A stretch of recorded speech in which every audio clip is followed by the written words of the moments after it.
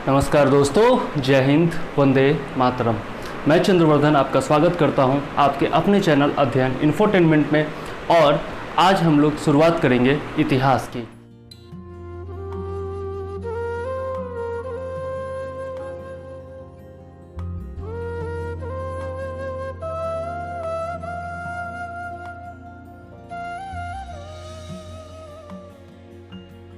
जैसा मैंने पिछले वीडियो में बताया था कि हम लोग सिंधु सभ्यता के पहले का जो कालखंड है वो एक 40-50 मिनट के वीडियो में पूरा कर लेंगे।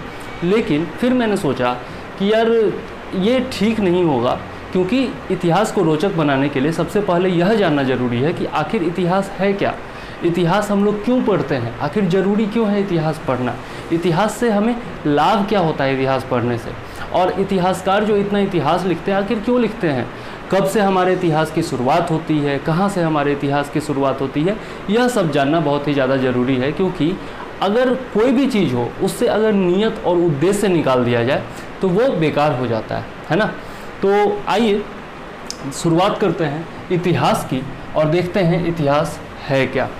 ओके, तो इतिहास जो है वो 3 शब्दों से मिलकर के बना है, इति, ह और आस, जिसका शाब्दिक अर्थ होता है ऐसा निश्चित रूप से हुआ है, अर्थात जो प्रमाणित हो चुका है कि यह घटना निश्चित रूप से, बिल्कुल प्रमाणित रूप से हुई ही है।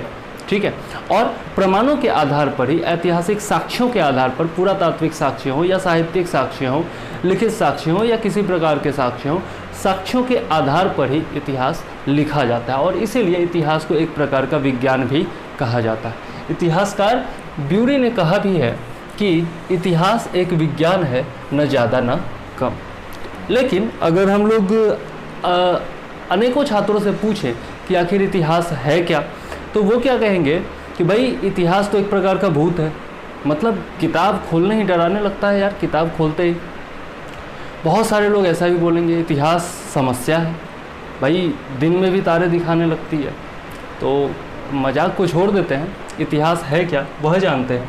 तो इतिहास जो है वो अतीत को जानने का साधन है, और किसी भी राष्ट्र या समाज के इतिहास को जानकर हम पता लगा सकते हैं कि मानव जाति ने वहाँ संस्कृति एवं सभ्यता का विकास किस प्रकार से किया है। अब देखते हैं संस्कृति और सभ्यता क्या है। तो सभ्यता जो है, इसमें हम लोग भौतिक पहलुओं पर अधिक जोर देते हैं। मानव के जो क्रियाकलाप हैं उनके भौतिक पहलुओं पर सभ्यता में अधिक जोर दिया जाता है, जबकि संस्कृति में मानव द्वारा किए गए समस्त क्रियाकलाप शामिल होते हैं। इसलिए हम कह सकते हैं कि सभ्यता जो है वो संस्कृति का अंग होता है, लेकिन संस्कृति जो है वो सभ्यता का अंग नहीं होती है। ओके, अब ब्यूरी नामक इतिहासकार के बारे में मैंने बता दिया कि इतिहास विज्ञान है, न ज़्यादा न कम। तो इतिहास को विज्ञान से कम समझने की गलती नहीं करनी चाहिए, क्योंकि यहाँ पर भी हर चीज़ साक्ष्यों के आधार पर प्रमाणित होता है, ऐसा निश्चित रूप से हुआ। ठीक है, अब देखते हैं कि महाभारत में इतिहास के बारे में क्या कहा गया है। तो महाभारत में कहा गया है कि ऐसी पुरानी लोकप्रिय कथा जिससे हमें धर्म, अर्थ, काम और मोक्ष का व्यावहारिक ज्ञान मिल सके, इतिहास कहलाता है। और ये जो धर्म है, अर्थ है, काम है और मोक्ष है, यह जीवन लक्ष्य की सफलता की प्राप्ति में सहायक समझे जाते थे। तो महाभारत के अनुसार इतिहास जो है वो क्या है, यह मैंने आपको बताया। अब देखते हैं पुराणों में इतिहास के बारे में क्या कहा गया है। तो पुराणों में इतिहास के जो विषय दिए गए हैं उसके बारे में हम लोग देखेंगे। पहला विषय है सर्ग। सर्ग का अर्थ है सृष्टि की उत्पत्ति, अर्थात किस प्रकार से पृथ्वी की उत्पत्ति हुई, किस प्रकार से ब्रह्मांड का निर्माण हुआ, इसके बारे में हम लोग इतिहास में पढ़ते हैं। दूसरा विषय है प्रतिसर्ग। प्रतिसर्ग का अर्थ है प्रत्यावर्तन या प्रतिविकास। किस प्रकार समय के साथ साथ सृष्टि का विकास हुआ, किस प्रकार समय के साथ साथ मानव का विकास हुआ, वो हम लोग प्रतिसर्ग में पढ़ते हैं। तीसरा इतिहास का विषय है पुराणों के अनुसार मनवंतर। मनवंतर का अर्थ है समय की आवृत्ति, अर्थात जैसे जैसे समय बदलता गया वैसे वैसे मानव जीवन में क्या बदलाव आए, सामाजिक जीवन में क्या बदलाव आए, क्या आर्थिक बदलाव आए, किस प्रकार के राजनीतिक बदलाव आए। तो समय के साथ साथ जो भी बदलाव होते गए उसे हम लोग समय की आवृत्ति अर्थात मनवंतर में पढ़ते हैं। फिर चौथा विषय है वंश। वंश में हम लोग राजाओं और ऋषियों की वंशावली पढ़ते हैं, किस प्रकार एक शासक बना, फिर उसका पुत्र या फिर उसके अगला शासक किस प्रकार बना, एक वंश के बाद दूसरे वंश का शासन आता गया, यह हम लोग वंश में पढ़ते हैं। उसके बाद हम लोग पढ़ते हैं वंशानुचरित। वंशानुचरित का अर्थ है जीवनियाँ, मतलब विभिन्न कालखंड में जो भी चुने हुए पात्र हैं उनकी जीवनियों का अध्ययन भी हम लोग इतिहास में करते हैं। जैसे अगर उदाहरण के लिए देखा जाए तो मौर्य काल में हम लोग अशोक का अध्ययन करते हैं, फिर उसी समय में हम लोग चंद्रगुप्त मौर्य के टाइम में आ जाएं तो फिर हम लोग कौटिल्य या फिर चाणक्य की जीवनी जो है वो पढ़ते हैं। उसके बाद अगर गुप्त काल में चला जाए तो चंद्रगुप्त द्वितीय विक्रमादित्य की जीवनी पढ़ते हैं, उसके आगे या फिर समुद्रगुप्त की जीवनी पढ़ते हैं, ठीक है। उसके आगे चला जाए तो हम लोग हर्षवर्धन की जीवनी पढ़ते हैं, आपका कृष्णदेव राय की जीवनी पढ़ते हैं, मिहिर भोज की जीवनी पढ़ते हैं, ठीक है। उसके बाद अगर आगे चला जाए तो अकबर की जीवनी पढ़ते हैं, और जिन लोगों ने भी इतिहास में बहुत अच्छा काम, उनके बारे में हम लोग ये वंशानुचरित में पढ़ते हैं, उनकी जीवनियाँ। ओके, तो इस प्रकार से हम लोगों ने देखा कि इतिहास जो है वो एक भूत नहीं है बल्कि अतीत को जानने का साधन है। भले ही हम लोग भूत नहीं, भूतकाल के बारे में पढ़ते हैं, तो भूत इसको मत समझना, भूतकाल के बारे में हम लोग पढ़ते हैं और भविष्य की रूपरेखा तैयार करते हैं। तो यह है इतिहास। अब दूसरा टॉपिक है हमारा, इतिहास आखिर हम लोग क्यों पढ़ते हैं। कोई भी चीज़ में व्हाई ज़रूरी होता है, आखिर इतिहास क्यों पढ़ते हैं। तो अधिकतर लोगों से अगर मैं पूछूं कि इतिहास क्यों पढ़ते हैं, तो कोई कह सकता है कि भाई एग्ज़ाम में पूछा जाता है, 20% क्वेश्चन तो इतिहास से ही होते हैं, ज़्यादातर मॉडर्न हिस्ट्री से ही भले हो, लेकिन परीक्षा पास करना है तो इतिहास पढ़ना ज़रूरी है। तो छोड़िए इसको, मजाक को रहने देते हैं और आगे देखते हैं कि इतिहास हम लोग क्यों पढ़ते हैं। तो इतिहास जो है, इतिहास का अध्ययन लोगों को समाजों और राष्ट्रों के बारे में समझने में मदद करता है। इससे हमें हमारे अस्तित्व का ज्ञान होता है, यह हमें अपने जड़ों से जोड़ता है। हमें पता चलता है कि हम पहले क्या थे, उसके बाद क्या हुए, और आज जिस स्वरूप में हैं वो किस प्रकार से विकसित हुआ, ठीक है। तो यह हम लोग इतिहास में जानते हैं। किस प्रकार से मानव जाति ने, मानव समुदायों ने प्राचीन संस्कृतियों का विकास किया, इसके बारे में भी हम लोग इतिहास में ही जानते हैं। किस प्रकार से मानव का विकास हुआ, अर्थात पहले जैसे हम लोग वानर के रूप में थे, जंगलों में रहते थे, उसके बाद किस प्रकार से हमारी पूंछें गायब हो गई और हम लोग इस अवस्था में आ गए। किस प्रकार से हम लोग पहले पशुपालन और जंगलों में, वनों के माध्यम से अपना जीवन बिताया करते थे, घुमंतुओं की ज़िंदगी जिया करते थे, गर्मियों में कहीं और, सर्दियों में कहीं और, इस प्रकार से जीवन यापन करते थे। और किस प्रकार से हम लोगों ने संगठन में या फिर समुदाय में रहना शुरू किया, धीरे धीरे गांव का विकास हुआ, शहरों का विकास हुआ, राज्यों का विकास हुआ। किस प्रकार से फिर आगे राजा आए, वंश, विभिन्न वंश आए, किस प्रकार से फिर जो है अलग अलग रियासतें बनी, किस प्रकार से फिर हम आगे बढ़े, ये सब हम लोग इतिहास में ही जानते हैं। मानव के विकास का हर चरण जो है वो आप इतिहास के माध्यम से जान सकते हैं। उसके बाद हम लोगों ने किस प्रकार कृषि का आविष्कार किया या फिर खोज किया, पहिया की खोज किस प्रकार से की, आविष्कार किया, आग की खोज किस प्रकार से की, किस प्रकार से अपना व्यापार वाणिज्य आगे बढ़ाया, कला का विकास किस प्रकार से किया, ये सब हम लोग जो है वो इतिहास में ही जान सकते हैं। मानव जाति ने प्राकृतिक संसाधनों की खोज किस प्रकार से की, किस प्रकार से कोयला निकाला होगा, किस प्रकार से सोना निकाला होगा, चांदी निकाला होगा, किस प्रकार से उनका उपयोग शुरू किया होगा, किस प्रकार से वनों का उपयोग शुरू किया होगा। जैसे देखते हैं हम लोग आज के डेट में सोलर पावर तक पहुंच गए हैं, सूर्य की ऊर्जा का उपयोग कर रहे हैं, पवन की ऊर्जा का उपयोग कर रहे हैं। तो शुरुआत जब हुई होगी तब प्राकृतिक संसाधनों का उपयोग या उपभोग जो है वो मानव जाति ने किस प्रकार से करना शुरू किया होगा, ये सब जो है हम लोग इतिहास में ही जान और समझ सकते हैं। अब हम लोग अगर व्यापार वाणिज्य में देखें तो किस प्रकार से बार्टर सिस्टम से लेकर के हम लोग आज के डेट में क्रिप्टो करेंसी तक पहुंच गए हैं।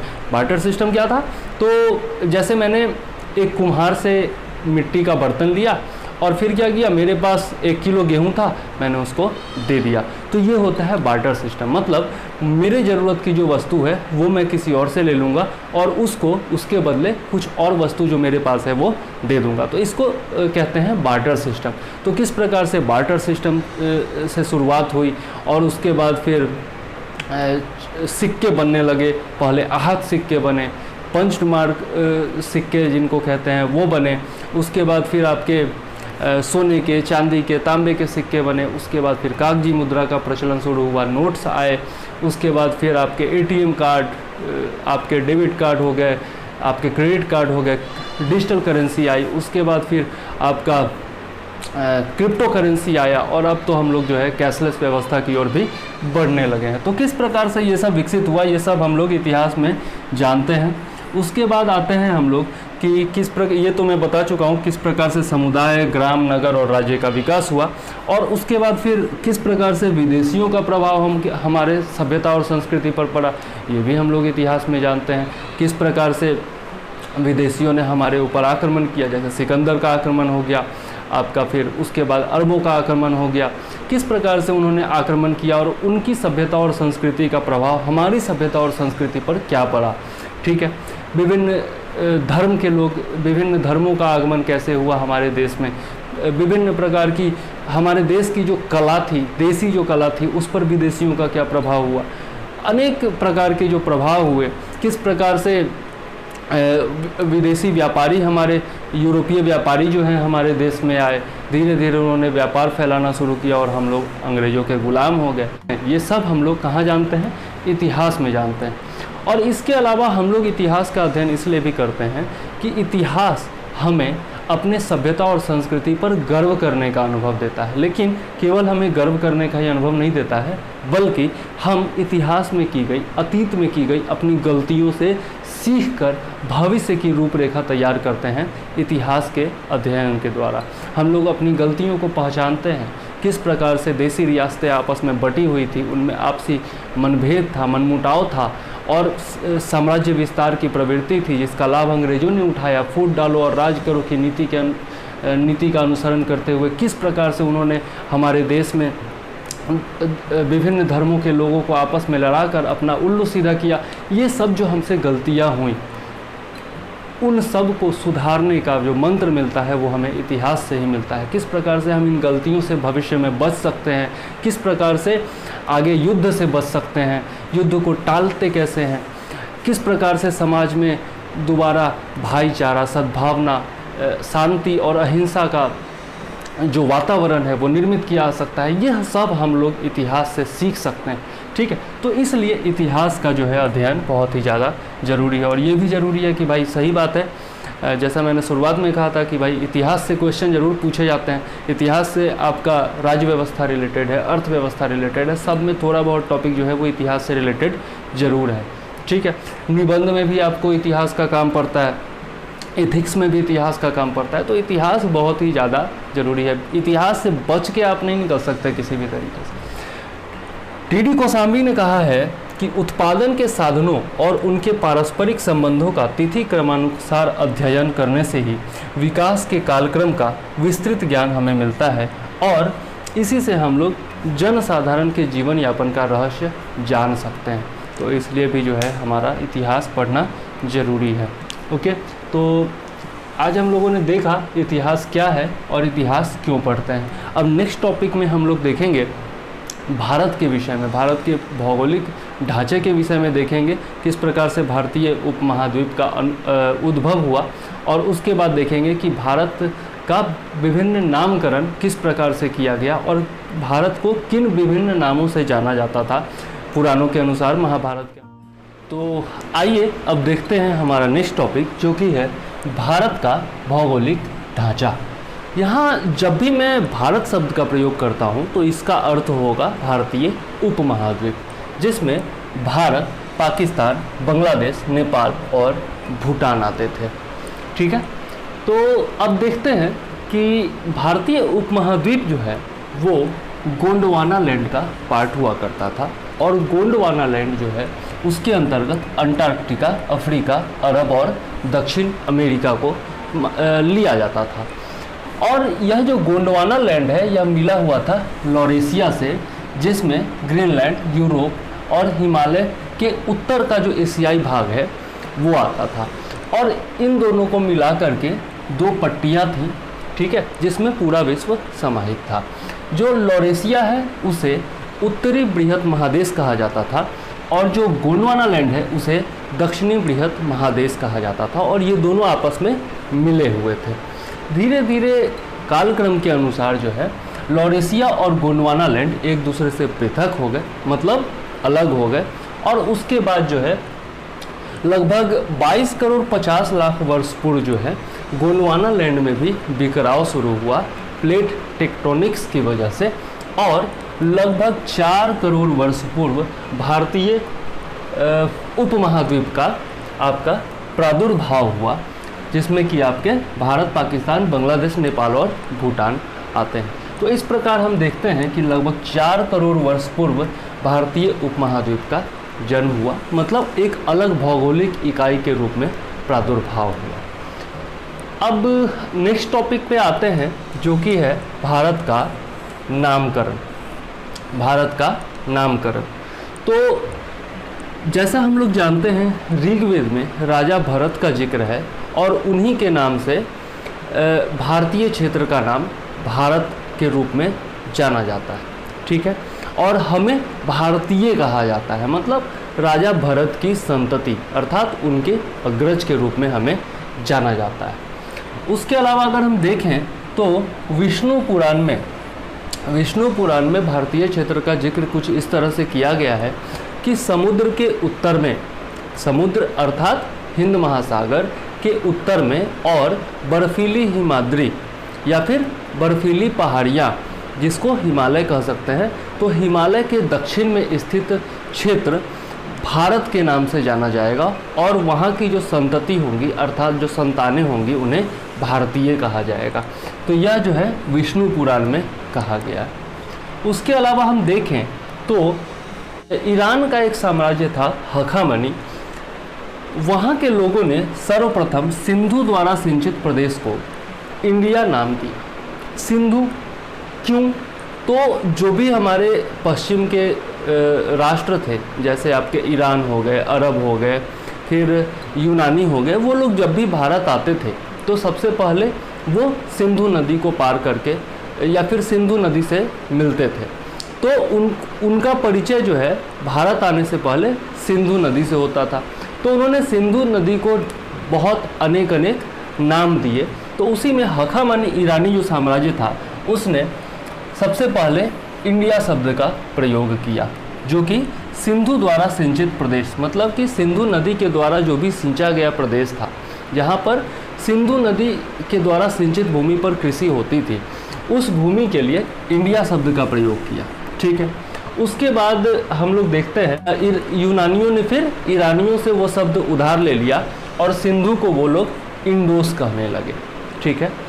अब आगे देखते हैं तो जिंदा अवेस्ता जो कि पारसियों का धार्मिक ग्रंथ है, उसमें सरस्वती की 7 नदियों के रूप में कल्पना करते हुए सप्त सैंधव प्रदेश शब्द का उपयोग किया गया है। सप्त सैंधव प्रदेश, तो यह जिंदा अवेस्ता में किया गया है। उसके बाद हम लोग देखते हैं तो मेहरयास्त और याशना जो कि ईरानियों और पारसियों का महत्वपूर्ण ग्रंथ है, उसमें जो सप्त सैंधव प्रदेश है उसमें सप्त सिंधु के जगह पर हप्त हिंदू शब्द का प्रयोग किया गया है। अर्थात वो लोग 100 की जगह ह बोलते थे, मतलब 100 वो लोग नहीं बोल पाते थे, ह बोलते थे उसकी जगह पर, तो सप्त सिंधु का हप्त हिंदू हो गया। तो इसी प्रकार जो है वो लोग सिंधु को हिंदू कहने लगे, सिंधु को हिंदू कहने लगे, और उसी से जो भारतीय क्षेत्र के लोग हैं वो हिंदू कहलाने लगे, ओके। उसके बाद अगर हम लोग देखें तो फारसी में और अरबी में भारत को हिंदुस्तान नाम से जाना गया। इसके अलावा फारसी में हिंदू, यूनानी में इंडोस, हिब्रू में होड्डू, लैटिन में इंडस, चीन में तिएंचू, चुआंतू या फिर यिंतू। यिंतू शब्द का प्रयोग जो है वो ह्वेनसांग के आने के बाद हुआ, उससे पहले तिएंचू हो गया या फिर चुआंतू हो गया। ये शब्द जो है सिंधु के लिए बिगड़े हुए नाम, मतलब सिंधु नदी के लिए यह सब नाम प्रयुक्त किए गए और सिंधु के पास का जो क्षेत्र था उसको भारत नाम से जाना गया और सिंधु के संदर्भ में ही भारत का भी जो है अलग अलग नामकरण किया गया।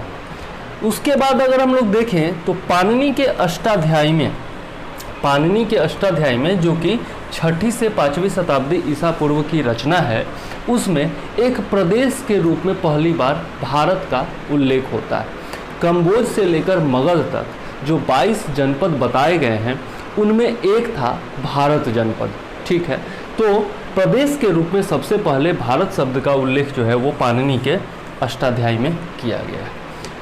उसके बाद फिर अगर हम लोग देखें तो इत सिंह जो कि 671 ईस्वी में भारत आया था, उसने भारत के लिए आर्य देश और ब्रह्म राष्ट्र शब्द का प्रयोग किया है। फिर हम देखें तो पतंजलि जिनका कालखंड जो है 150 ईस्वी पूर्व के आसपास माना जाता है, उन्होंने भारत के लिए आर्यावर्त शब्द का प्रयोग किया है। पतंजलि का जहाँ तक हम लोग जानते हैं उन्होंने महाभाष्य से लिखा था। ठीक है, उसके बाद अगर हम देखें तो पुराण में भारत की कल्पना किस प्रकार की गई है, तो समुद्र के उत्तर में अर्थात हिंद महासागर के उत्तर में और बर्फीली हिमाद्री अर्थात हिमालय के दक्षिण में स्थित क्षेत्र जहाँ पर 7 प्रमुख पर्वत श्रृंखलाएं हैं। कौन कौन सी? तो महेंद्र, मलय, सही, सुक्तिमत ऋक्षि यानी कि गोंडवाना, विंध्य और परियात्र जो है वो अरावली राजस्थान तक जितना भी विंध्य का पश्चिमी पहाड़ी श्रृंखला है उसके लिए परियात्र शब्द का प्रयोग किया गया है।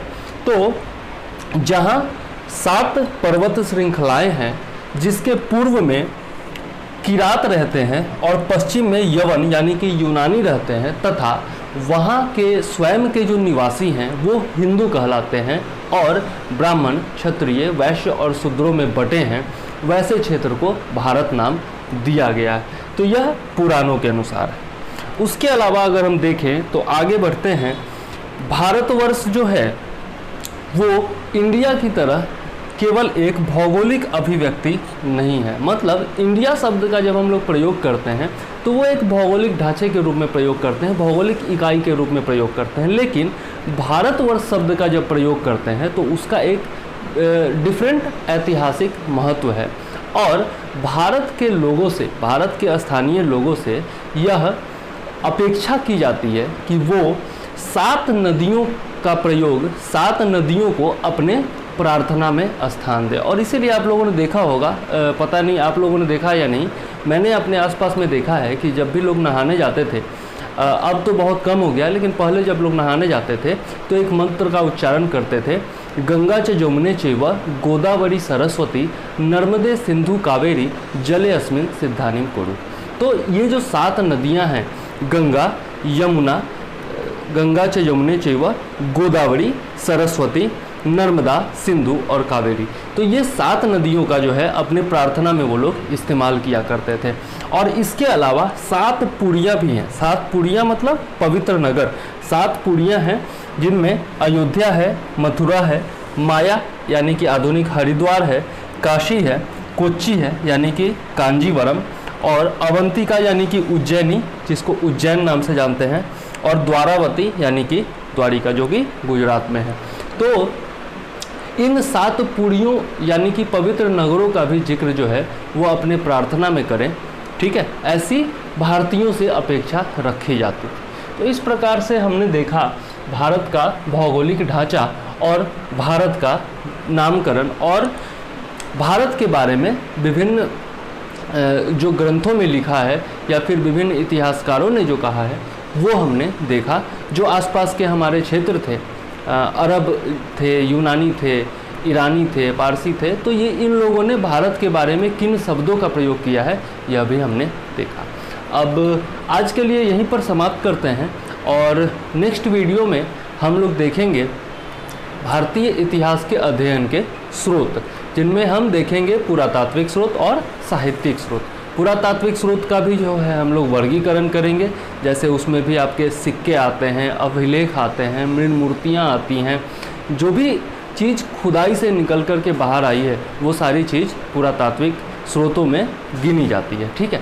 और उसके अलावा फिर साहित्यिक स्रोत हैं, उनका भी हम लोग वर्गीकरण देखेंगे। जो विदेशी यात्री हैं उनका वर्णन अलग है, जो ग्रंथ हैं या फिर जो पवित्र ग्रंथ हैं उनका वर्गीकरण अलग से है, जो देसी इतिहासकार हैं उनका अलग है। और उसके बाद फिर हम लोग बढ़ेंगे आगे प्रागैतिहासिक काल, आद्य ऐतिहासिक काल और ऐतिहासिक काल में, जिसमें हम लोग देखेंगे कि प्रागैतिहासिक काल जो था उसके हमें लिखित साक्ष्य उपलब्ध नहीं है, केवल पुरातात्विक साक्ष्यों से उनका इतिहास लिखा जाता है। फिर हम देखेंगे आद्य ऐतिहासिक काल, जिसमें लिखित साक्ष्य तो उपलब्ध हैं लेकिन हम उन्हें पढ़ पाने में अभी तक सक्षम नहीं हुए। जैसे कि आपका सिंधु सभ्यता है, उसमें चित्राक्षर लिपि लिखी जाती थी, भाव चित्रात्मक लिपि, जिसको कि हम लोग अभी पढ़ पाने में सक्षम नहीं हुए।